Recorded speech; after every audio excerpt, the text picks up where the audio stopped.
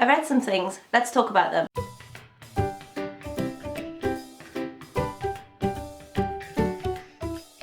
Hi everyone, I am back today with a wrap-up video. I have a few books to talk about, 1, 2, 3, 4, 5, 6 books that I'm going to talk about, and I'm not going to talk about them in any particular order, just some books that I've read recently. And there is a broad range of genres here. It's always good to get those sort of extra genres in before the autumn sets in, where it becomes just a thriller-a-thon. So without further ado, I'm just going to get into the first book, and that is this one. This is The Last Bear by Hannah Gold. Some of you may remember me hauling this book when I bought it, because I bought this from Goldsboro Books, and it has beautiful sprayed edges, and it also has a lovely hidden hardcover, which is just absolutely stunning, and I really enjoyed this book. I gave this 5 out of 5 stars, and I really enjoyed it. This is a mid-grade book, I would say, and suffice to say, I read it with my daughter. I didn't read it on my own, but I really think I would have enjoyed reading this alone. It was just amazing. So this story follows April, who is a young girl who's dealing with an emotionally absent father because her father sort of disappeared within himself after the tragic loss of April's mum. However, the dad, in all of his wisdom, decides to take a job on an uninhabited island out in the Arctic Circle. So he takes this job, which is a 6-month posting, where he has to measure temperatures so that they can monitor global warming.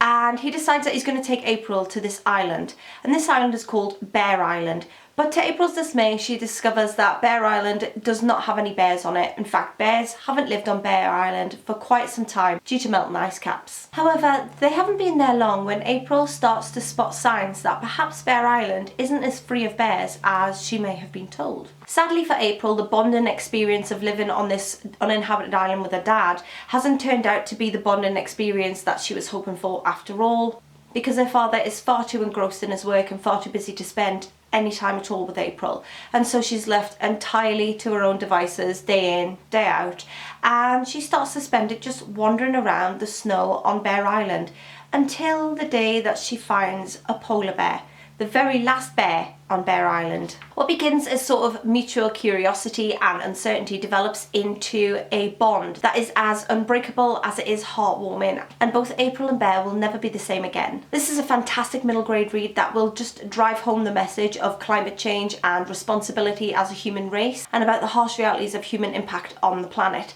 However, it is told in such a fantastic way, with lovable characters and a thoroughly thought out and unforgettable story of love and friendship and what it means to be alive. And yes, I did cry a lot. The next book that I read is this one. This is Titanic Voices by Hannah Holman, and this was very kindly sent to me by my friend Bridget, because she knows how much I love things about the Titanic.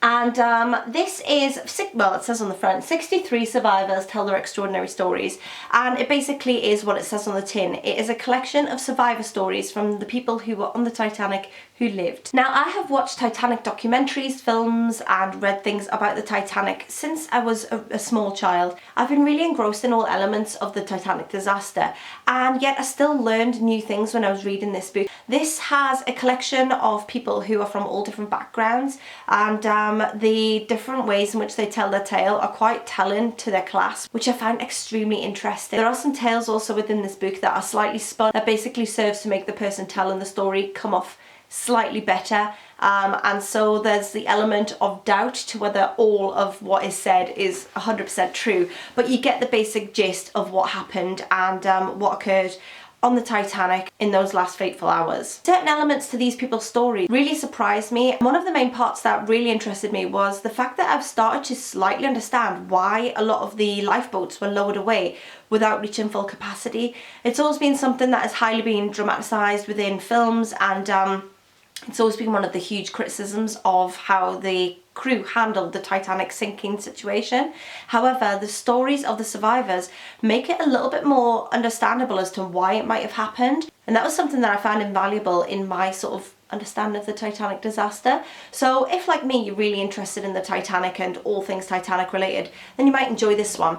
I will say it's a very hefty read, and the writing is extremely small, and the paragraphs are quite full, really full of information, and so for me it's one of those books that it's easier to dip in and out of every now and then, maybe sort of break it up with other stories as I have done, and you'll get through it without getting bogged down and in everybody's different stories, because obviously every story begins and ends in the same way. They're on the Titanic, the Titanic sinks, they live. But it's the nuances that are in between that make this book so Moorish for me, and I've very much enjoyed it. Now the next two books are from the Fairlight Moderns collection, and these are two of the new books that have recently come out. If you follow me on Instagram, I have a Bookstagram account where I talk about books and book reviews and things, and I also put up pretty bookish pictures and things, and on there I reviewed these books in full. However, I'll just give a sort of a brief outline of the two of these, which are Blue Postcards and Taking Flight. As I've said, if you want to see the full reviews, they're on my Instagram, but we'll start with Taking Flight. But Taking Flight follows the story of a young boy who has been born into a family that don't particularly want him. He's referred to as the accident, and his parents fail to care for him appropriately. Our main character therefore ends up looking for respite and comfort elsewhere, and he ends up finding it in the arms of his grandmother. The prose in this is poetic and painful, however it's delivered in such a sensitive way that the reader is gently carried through a story that negotiates illusion, consequence and cycle. The next book is Blue Postcards, and this book is told in such a unique way. Each individual paragraph is numbered, and it comes across as sort of a dreamlike sequence tinged in blue. The colour is used in a tangible way to portray feeling, memory and experiences. At first glance this came across as sort of a whimsical tale, however as you get through the pages the darkness starts to seep in, and the writing style and just the overall feel of the novella gave me very much Vladimir Nabokov's sort of feels to it, and the book left me feeling extremely uncomfortable. But as I say, for full reviews of these two, do check out my Instagram channel that I have plugged several times. The next book that I've got is this one. This is The Hive by Greg Olson. This book got completely lost in the post and took over a month to get to me, so I don't know where it's been, but I reckon it's been on a bit of an epic journey. So this story follows the journey of Lindsay Jackman, who is a detective who is reeling after a recent personal loss, but she is called upon a job where a woman is found dead at the bottom of a ravine.